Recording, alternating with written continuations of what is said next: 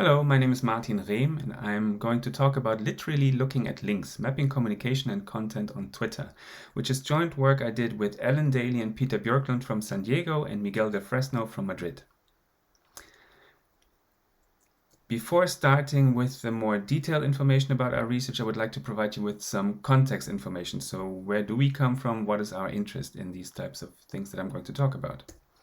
We are educational scientists, so the entire study is based on the perspective of educational science, and we are particularly interested in network structures and how they can be used as vibrant motors of change in education, or particularly in challenging contexts and vulnerable circumstances. So we are interested in how networks form, develop, what types of information is being shared when people engage in these types of networks from an educational science perspective and in the context of education as a topic.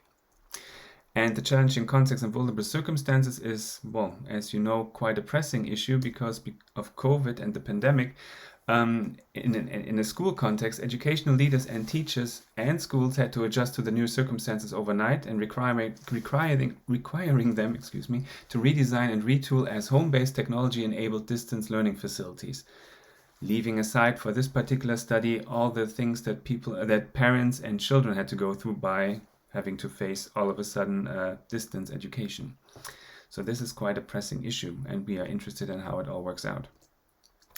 And more specifically, we are interested in how teachers, educational leaders, and educational professionals, how they turn to social media in order to get answers to their questions and to possibly get additional information they need in order to provide distance education. So we specifically focus on social media. And we believe that being embedded in their immediate work environment, social media constitutes social opportunity spaces that provide affordances to connect with others, share information, resources, and insights, and foster a process of critical reflection. So they really provide a huge opportunity to get information and just to help them, educational professionals in that sense, to increase the quality of education. When we look at structure of how educational change in general comes about, there is this kind of opposing view. It used to be very top-down, so countries, states say, okay, this is how you have to do it, and also the direct government control and supervision has been rather dominant, but that continues to fade away and disappear already mid-2000s, and now the government or the people who are trying to bring about the change become more facilitators who initiate, coordinate, and facilitate the applicable communication processes. And that brings about a whole different scenario where it's not so much that teachers can be told what they have to do, but rather they are actively encouraged to participate in a process of jointly bringing about change. Now, context, educational science, interest in networks, particularly how it all evolves during the pandemic, being more kind of a flat communication structure when it comes to changing education and bringing about change in education. Now, what is the theoretical concept that we use in order to analyze the data that I'm going to talk about a little bit later?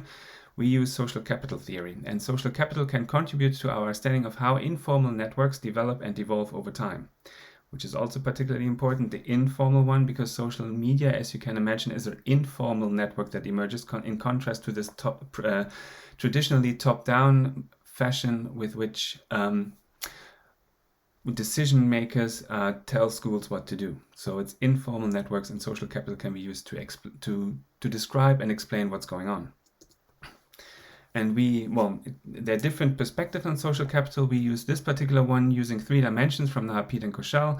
We have a structural dimension, which is social interaction, so who's talking to whom, cognitive dimension, having a shared code, what are they talking about, and a relational dimension, assets such as trust, which we're not going to go into in this particular presentation because it's just a different ballpark that we are not discussing in this for today.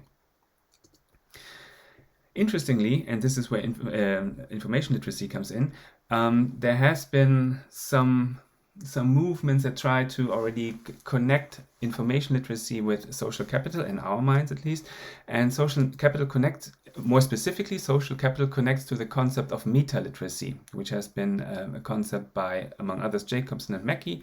And it expands the standard conception of information literacy to also include social media online communities by promoting the creative production sharing of information through collaborative social media. And it allows to incorporate considerations that have called for a more constructivist approach of describing information literacy, acknowledging that individuals are not active on social media in isolation, but rather part of a network of interconnected self-directed learners.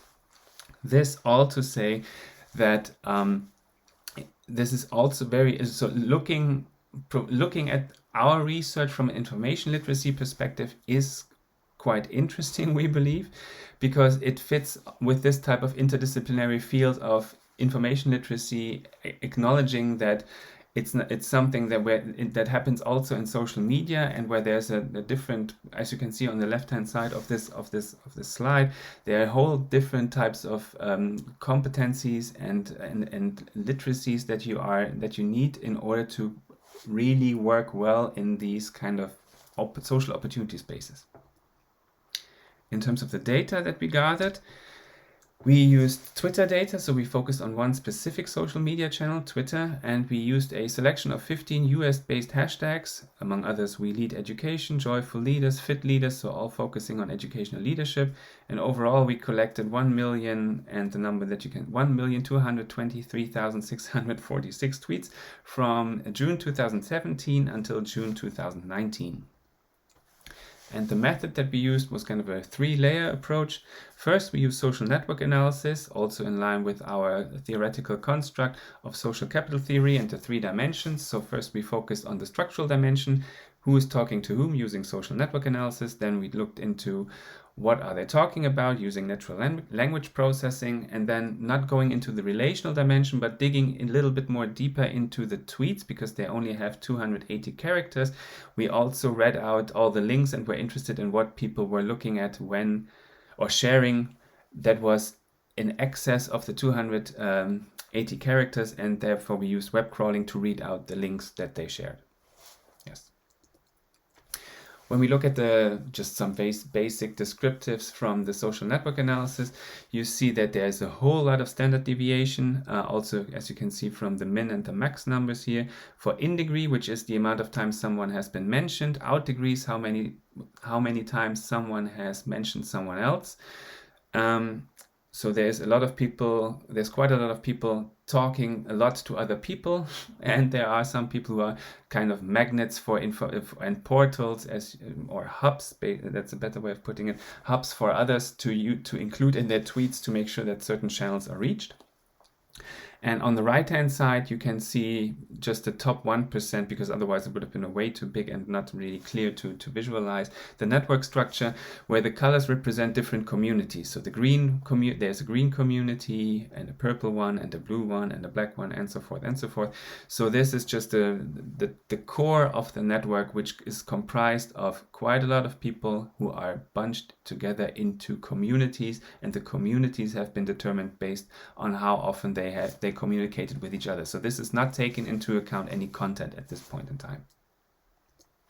Next, we used natural language processing, and for this particular paper we kept it at a very basic level for this, but in this instance, where we focused mainly on hashtags in this particular this depiction. And as to be expected, the main hashtags that we used in order to get the data are also the most dominant ones, so this is not really surprising. But then this is where the topic modeling comes in, that we also used in order to get a better understanding of what people are talking about. We see that all the different chats and also combination of chats are used to talk about different aspects of education in general, and particularly also, we didn't really capture data on the COVID-19 pandemic, which is also in another paper. But here you can see that people are talking about organizing their chats, which is topic 1, which is live chats. Topic 2 is about challenges and empathy and community. 3 is about teacher education and the culture around it. 4 is about bringing together a couple of other different topics, such as principles in action, kids deserve it, so broadening the scope of the hashtags that we collected. 5, clear the air, racism, history. This is really clearing the air and openly speaking about things that need to be addressed in order to make the educational system a little bit more, let's really say, better than it is at the moment. Topic 6 is about power and change. So change only can be brought about if the power that apparently, according to what we found, that power is an important aspect when change has to come about in terms of education. And 7 is really a topic, if we would dig more into the content, that talks about leadership and what great leadership constitutes and how great leadership of schools in educational contexts can be brought about. This is the hashtag word cloud of the most commonly used domains, and so we are moving towards the web scraping. As you can see, there's quite a lot of YouTube and other things, Amazon, ad search, Paperly, share to teach, teacher to teacher, fit the trend. So a whole lot of different domains that if you zoom in there, and I'm going to talk about this in just a second, you see what type of information is being shared and also what type of resources people believe others can benefit from, in addition to the 280 characters that I mentioned before that are merely in the tweet. So the key takeaways in a nutshell are: participants shared information, got connected, and thereby contributed to their own structural social capital and that of others. Moreover, our findings support the notion that accessing just-in-time information and contextual expertise is of growing importance in an educational leadership setting. So again, people really actively went to social media in order to get just-in-time information and contextual expertise, and not just general information from top-down governance structures telling them, well, in order to create distance education, you need Zoom. This doesn't really help anybody. So if you want to start Zoom and you don't really know how it works, you need the information just in time if you get stuck. And more specifically, Zoom in a kindergarten context or in an elementary school context works different than in a K-12 setting. Or let's call it, high school setting. So here you need to have contextual expertise in order to better bridge the gap between theory and practice if you want to. The type of information being shared included motivational and forward-thinking tweets. This is what I briefly indicated with the topic modeling and also with the web scraping to some extent. Motivational and forward-thinking tweets about the possible future of education, being kind, future-driven education. So instead of, or in contrast to what you sometimes and quite often see in popular media, Twitter being kind of this pool of bad people and trolls that try to be mean to each other. In a professional context, from an educational science perspective, and in the context of educational leadership, the general consensus is more positive, motivational and forward-thinking, which is interesting to see. And our data suggests that educational leadership is also discussed in relation to wider societal movements, which is also very interesting, particularly Black Lives Matter, for example, one of the topics in topic modeling, racism, history. So it really is put into context and not really a silo, which is also sometimes suggested for social media, that it just supports silos that are already there. Yes, to some extent, that's also true, but we found evidence that it's also helping to broaden the scope again a little bit. Findings and considerations support early research highlighting the importance for school leaders to share practitioner-oriented and contextualized information, similar to what I mentioned before, which is generally a common practice on social media and an important factor in establishing community. So by sharing this practitioner-oriented, contextualized information, people get a feeling of who the other people are, and by getting a feeling of what the other people are, it becomes easier. I'm not saying that it's a direct correlation, by no means, but it makes it at least easier to create a relational social capital dimension and to gather also more relational social capital. But again, this is beyond the scope of this particular study.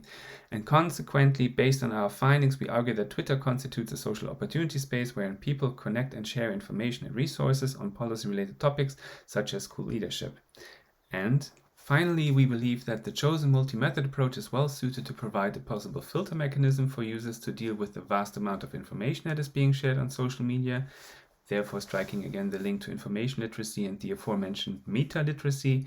And these types of filter mechanisms help to identify important and interesting users within in this case the Twitter realm, and what type of content they contribute to a certain topic of interest. It then becomes possible for individual users to more effectively find and identify useful information and select subgroups of others whom they can engage with in policy-related discussions. Moreover, of course, policymakers can have a good idea of what people are talking about and how they talk about certain issues of educational change, policy-related issues that they would otherwise have also access to, but it can become a little bit more troublesome to get access to it. I now would like to thank you for your attention and look forward to your questions that you might have on our research, and I look forward to our chat. Thank you very much.